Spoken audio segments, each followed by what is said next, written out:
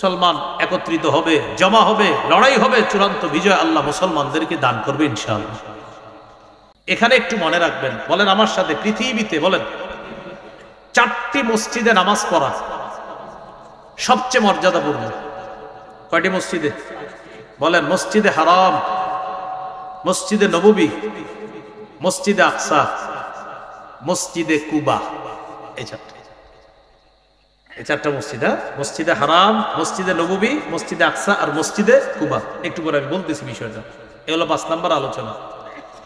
6 নম্বর আলোচনা বাইতুল মুকাদ্দাস, যেখানে এই বাইতুল মুকাদ্দাসটা হলো মুসলমানদের এক সময়ের কেবলা। মুসলমানদের এক সময়ের কি কেবলা। মুসনাদে আহমদ হাদিসের কিতাব 2991 নম্বর হাদিস, 2991। এই হাদিসের মধ্যে আছে কানা রাসূলুল্লাহ সাল্লাল্লাহু আলাইহি ওয়াসাল্লাম ইউসাল্লি ওয়া হুয়া বিমাক্কাতা নাহওয়া বাইতুল মাকদিস ওয়াল কাবাতু বাইনা ইয়াদাইহি। রাসূলুল্লাহ সাল্লাল্লাহু আলাইহি সাল্লাম কাবাটা সামনে রাইখা বাইতুল মুকাদ্দাসের দিকে ফিরে সালাত আদায় করেছেন আল্লাহর হুকুমে।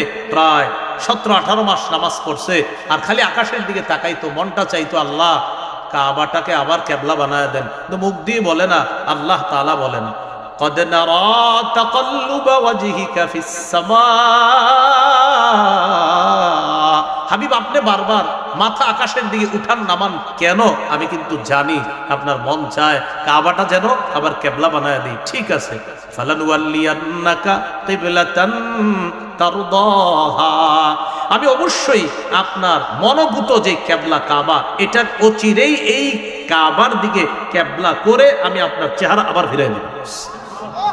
নবীজি নামাজে আছে, জিবরিল আমিন এসে গেলেন, এসে বললেন হুজুর বিধান এসে গেছে, ফাওয়াল্লি ওয়াজহাকা শাতরাল মসজিদিল হারাম, চেহারাটা তাড়াতাড়ি মসজিদে হারামের দিকে করেন। কেন? হুকুম এসে গেছে। নবীজি অর্ধেক নামাজ পড়ছে বাইতুল মুকাদ্দাসের দিকে ফিরে, বাকি অর্ধেক পড়লেন কাবার দিকে ফিরে। এই জন্য ওই মসজিদটাকে বলা হয় মসজিদু জিল কিবলাতাইন, 2 কেবলার মসজিদ, মানে এক নামাজ 2 কেবলার দিকে ফিরে মসজিদ। এই হলো 6 নম্বর আলোচনা। 7 নম্বর আলোচনা আমাদের নবীজির মেরাজের স্মৃতি বিজড়িত স্থান বাইতুল মুকাদ্দাস, ফিলিস্তিন। সুবহানাল্লাহ। সহিহ মুসলিমের 172 নম্বর হাদিস, রাসূলুল্লাহ সাল্লাল্লাহু আলাইহি সাল্লাম বলেন ওয়াকাদ রাআইতুনি ফি জামাআতিন মিনাল আম্বিয়া। মেরাজের রাতে আমি যখন বাইতুল মুকাদ্দাসে গেলাম, আমি নিজেকে একদল নবীদের মাঝে দেখতে পেলাম। সুবহানাল্লাহ। ফাইদা মুসা কাইমুন ইউসাল্লি, হঠাৎ দেখি মুসা নবী দাঁড়ায় নামাজ পড়তেছে। সুবহানাল্লাহ। কোন নবী? মুসা নবী। ফাইদা রাজুলুন দারবুন জাদুন কান্নাহু মিন রিজালি শানুআ, মুসা নবীরে দেখলাম ছিপছিপে, পাতলা, লম্বা, চুলগুলা কোকড়ানো, যেন শানুআ এলাকার মানুষের মতো দেখলাম মুসা নবীকে। ছিপছিপে, পাতলা, লম্বা। পাতলা থাকা ভালো, কিন্তু এই পেট পুট বাড়ায় না। জিহাদের ময়দানে লড়াই করার জন্য এই পেট বাড়ানো যাবে না, পাতলা পুতলা থাকা ভালো। হ্যাঁ, নবীজি বলেন ফাইদা ঈসা কাইমুন ইউসাল্লি, হঠাৎ দেখি ঈসা নবী দাঁড়িয়ে নামাজ পড়তেছে। আকরাবুন নাসি বিহি শাবহা উরওয়া শাবহান বিহি উরওয়া ইবনে মাসউদ আস-সাকাফি। জানো, ঈসা নবীরে দেখলাম আমার সাহাবী উরওয়া ইবনে মাসউদ যেমন, ঈসা নবীরে প্রায় উরওয়া ইবনে মাসউদের মতো দেখা গেছে। তাহলে ঈসা নবীকে কোন সাহাবীর মতো দেখতে? উরওয়া ইবনে মাসউদ আস-সাকাফি নবীর সাহাবী বলেন যে নবীজি বলেন আমার সাহাবী উরওয়া ইবনে মাসউদ যেমন, ঈসা নবী প্রায় একদম উরওয়া ইবনে মাসউদের কাছাকাছি চেহারা। ওয়া ইযা ইব্রাহিম কাইমুন ইউসাল্লি, ইব্রাহিম নবীকে দেখলাম নামাজ পড়তেছে। ইব্রাহিম নবীকে কেমন দেখলাম জানো? আশবাহুন নাসি বিহি শাবহা সাহিবাকুম ইয়ানি নাফসা, ইব্রাহিম নবীকে তোমাদের সাথীর মতো মনে হলো, মানে আমি নবী মুহাম্মদ সাল্লাল্লাহু আলাইহি সাল্লাম যেমন দেখতে, ইব্রাহিম নবী একদম প্রায় তেমন দেখতে। রাসূলুল্লাহ সাল্লাল্লাহু আলাইহি সাল্লাম বলেন হানাতিস সালাহ, নামাজের সময় হয়ে গেল। ফামামতুহুম, আমি সামনে গেলাম, আমি ইমামতি করলাম সবাইকে, আমার ইমামতিতে আল্লাহ তাআলা নামাজ আদায় করালেন। এ হলো 7 নম্বর কথা। শেষ করে দিব ইনশাআল্লাহ, আর 2-3টা। 8 নম্বর কথা, মসজিদে আকসায় নামাজ পড়লে কি লাভ? ওই যে বলছিলাম একটু আগে, 4টা মসজিদ মনে রাখবেন, এখানে 3টা জানবো, আর একটা কথা আমি বলবো। বাইহাকি 3845 নম্বর হাদিস, শুআবুল ঈমান 3845, বাইহাকির বর্ণনা। রাসূলুল্লাহ সাল্লাল্লাহু আলাইহি সাল্লাম বলেন আসসালাতু ফিল মাসজিদিল হারাম বিমিআতি আলফি সালাত, মসজিদে হারামে এক নামাজ 1,00,000 নামাজের মতো। ওয়াসসালাতু ফি মাসজিদি বিআলফি সালাত, আমার এই মসজিদ মসজিদে নববীতে যে এক নামাজ পড়বে আল্লাহ তাকে 1000 নামাজের সওয়াব দান করবে।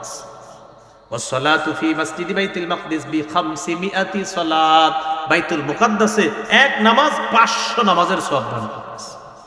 তাহলে কয় মসজিদে নামাজের ফজিলত পাইলাম? 3টা। আর আমি বলছিলাম আরেকটা আছে, কয়টা? 4টা। মসজিদে কুবা, নবীজি মদিনায় হিজরত করে আসার পর 14 দিন এক এলাকায় ছিলেন, এলাকাটার নাম কুবা। আচ্ছা বলেন তো, নবী হিজরত করার পর মদিনায় এসে যে এলাকায় ছিলেন নাম কি? কয়দিন ছিলেন? এখানে একটা মসজিদ নির্মাণ করেছে রাসূল সাল্লাল্লাহু আলাইহি সাল্লাম, এটার নাম মসজিদে কুবা। কেউ যদি বাসায় ওযু করে মসজিদে কুবায় গিয়ে সালাত আদায় করে, আল্লাহ তাকে একটা উমরার সওয়াব দান করেছে। এই জন্য মনে রাখবেন, পৃথিবীর 4টা মসজিদে নামাজের ফজিলত খুব বেশি, আর অন্যান্য মসজিদগুলো সমান। এই 4 মসজিদের ফজিলত আলাদা: মসজিদে হারাম, মসজিদে নববী, মসজিদে আকসা আর মসজিদে কুবা। এগুলো আজকের 8 নম্বর আলোচনা। 9 নম্বর আলোচনা, মসজিদে আকসা বাইতুল মুকাদ্দাসে যারা জিয়ারত করতে যাবে, সেখানে গিয়ে যদি খালি নামাজের নিয়ত করে ওখানে কেউ যাইতে পারে, ইনশাল্লাহ বলছি তো আমরা নিরাপদে সেখানে যাব নামাজের নিয়তে।